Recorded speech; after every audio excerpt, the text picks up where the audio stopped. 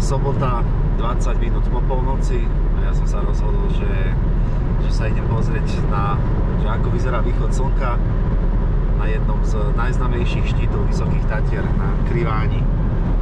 Nie je to nič nezvyčajné, ľudia takto chodia a je to o to krajšie takáto nočná túra, pretože je tam relatívne slabý svetelný smog a ten výhľad na jasnú nočnú oblohu je unikátny. Takže som zvedavý, ako to dopadne teraz, lebo chceli sme ísť takto aj pred rokom, ale chytil nás dážď zhruba v polke trasy, tak sme sa na to vysrali a šli sme naspäť, lebo to nemá zmysel, takže dúfam, že tentokrát to vyjde a dostaneme sa až hore.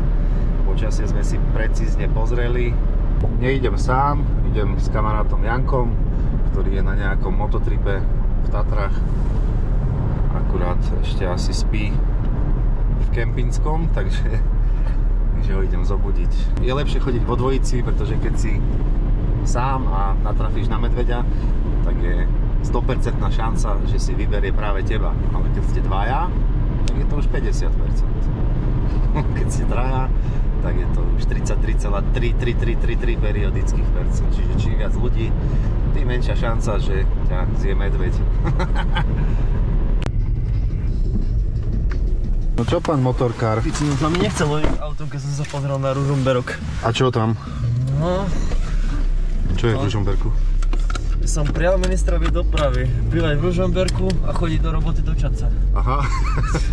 No, ty sa máš nejak dobre, počúvaj, keď v kempinskom si ubytovaný. Nemáš požičať 200 eur do útorka? Ale vieš čo? To z málo stupňov, ty vole, 5,5 stupňov. Aha. To znamená, že na Kriváni bude koľko? Minus 5? Neviem. Tak. No, možno. Ale tam vidíme, tak to bude dobre. Jo, počasie nám vyšlo, pozerám. No, to si presne. Kokos, úplne jasno, tu bude podívaná. Hej. Že nemáš čelovku? Hej, ale nevadí. Ale tak si mohol do ryti. Ja som ti napísal, že ak máš, tak zober. Ale tak to si mi kedy písal, teraz? Nie, večer, o 8 kedy. Ale... No vážne, myslím, to piči, dúfam, že som ti to písal, že sa mi to len nezdalo. Ty si to písal niekomu inému, podľa mňa. Ale mám dobrú čelovku, aj kvôli videu teda. Dúfam, že niečo bude vidieť. Počuješ tie zvuky? Dobre ručí ten jeleň. Tam je niekde. Aj tam je. Medvede, čo? Čo s nimi urobíme? Neviem. To jelene ich hodko.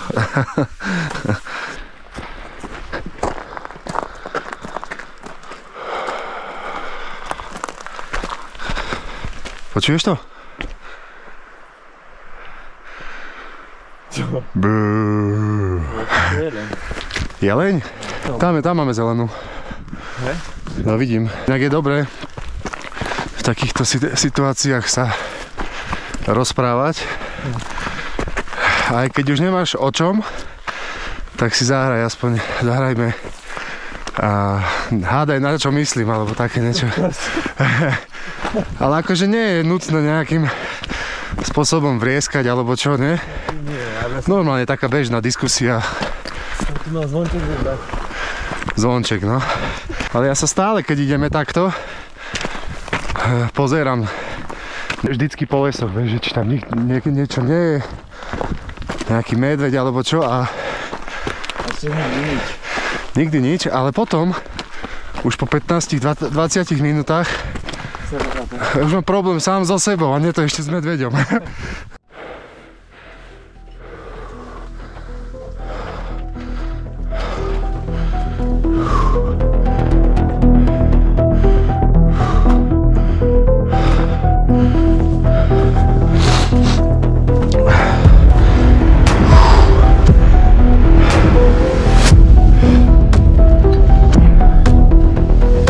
Na GoPročke to asi vôbec nebude vidno. Možno tak mesiac. Ako sa teraz skúsi nehýbať. Počkaj. No je to...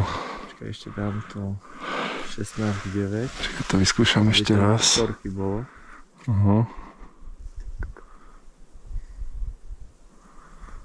Nočný režim. No, toto je pekné. To vyzerá ako z rozprávky, človeče. tak. Ty vole, to čo si urobil? To je, aké by už slnko svietilo. Pozri, tam je malý voz vedľa mesiaca, vľavo. Vidíš?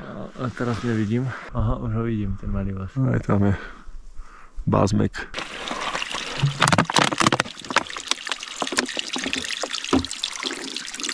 Ty vole, ale ako som mohol vypiť 1,5 litra vody za koľko? 2 hodiny?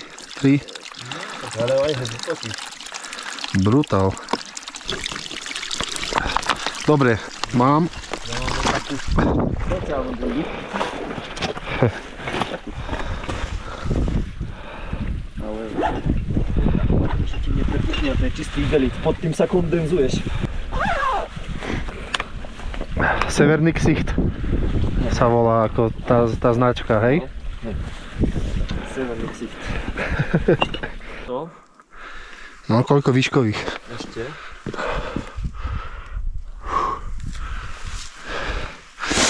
Ešte 300. 300? No. To už to nie veľa. Pohode. Čo, tu na kúsok je ten, jak sa volá? Čo? Ten pikolík, pri výťahu ti zoberá iba to žinu na také. No o chvíľu to bude možno. Jak sa volajú tí, čo výťahy obsluhujú? To sú šerpovia. Nie, ale ono sa to nejak volá. Hej, ja viem. A to nie sú tí aj čo ti batožinu berú a parkujú auta pred hotelmi? No, ale ak sa volajú? No napríklad Dušan. Takže my už sme pod Malým Kriváňom. Čo? Pod Malým Kriváňom sme však. Tu sa trošku schovávame pred vetrom, lebo sme prišli skôr ako by sme chceli. Východ slnka je až o... Ktorej si to pozeral? 5:15, no a sú koľko? 4? No. Takže aby sme zbytočne neboli hore na Kriváni v tom vetre, tak sa radšej posedíme si tu. No nie, že sme skoro vyrazili. Sme takí rýchli. No to sa mi nezdá práve, že sme tak rýchli, lebo ja s tou mojou kondičkou, žiadnou sa dá povedať, nemám kondičku, celé leto som len prežral all inclusive a tieto veci a to sa teraz ukázalo presne, že proste sa mi nechce, no, tak jak inokedy. Takže tak. Krásny tanier, mix, sír, šunka, saláma, hrozno z kempinského, hej? Ešte aj tá miska je odtiaľ. Ale to im vrátiš, hej? Ja to berem domov. Slovak, aj župan som zobral, to sme zbalený. Ale... A papuče, to je jasné. Ináč to je veľmi zaujímavé, ty si zaplatíš noc v kempinskom. No. A si tu, na Kriváni. No ale... To čo je za... Aha.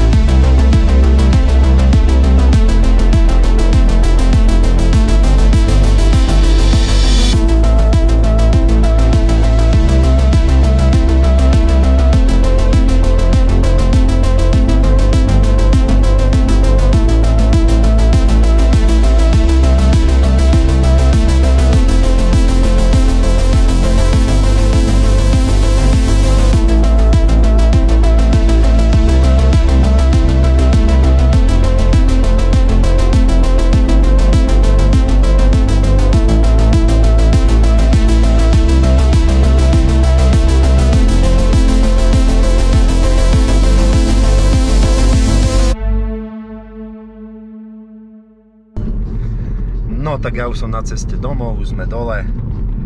Som unavený jak svinia, spal som len 3 hodiny. A predsa len, keď ideš niekde o 1 ráno, tak nepospíš. A musím povedať, že som trošku sklamaný zo svojej kondičky. lebo Janko išiel jak taký kamzik a ja som išiel za ním jak taký nosorožec, alebo jak to nazvať, zadýchaný a toto. Ale dobre, aspoň mi telo ukázalo, že sa musím takýmto aktivitám venovať viac, častejšie, no a tak. Takže ja som sa snažil tento celý výlet alebo výstup zdokumentovať. Nebolo to jednoduché, som zvedavý, že či vôbec sa budú dať použiť nejaké zábery, pretože fakt s bežnou technikou ísť dokumentovať niečo, kde je 99% úplnej tmy je dosť ťažké a náročné, takže som zvedavý. No ale už keď ste sa dostali až sem, tak zrejme tam boli nejaké použiteľné zábery. To bude prvé moje video tohto typu, takže berte aj na to ohľad. A neviem ešte, ako sa to robí. Viem, že na hudbu je potrebné mať autorské práva, čiže hudbu si asi vytvorím sám do tohto videa. No a čo ešte k tomu povedať viac? No tak, to sú tie slovenské cesty. Takže hudbu si vytvorím sám a ešte na konci tak sa hovorí, ne? Že ak sa vám video páčilo, dajte like, odber a toto ešte zvonček dajte. Neviem, čo to je síce, na čo to slúži, ale asi na niečo dobré. Takže majte sa pekne a pekný zvyšok tohto dňa. Neviem, ktorý to bude, ale tohto.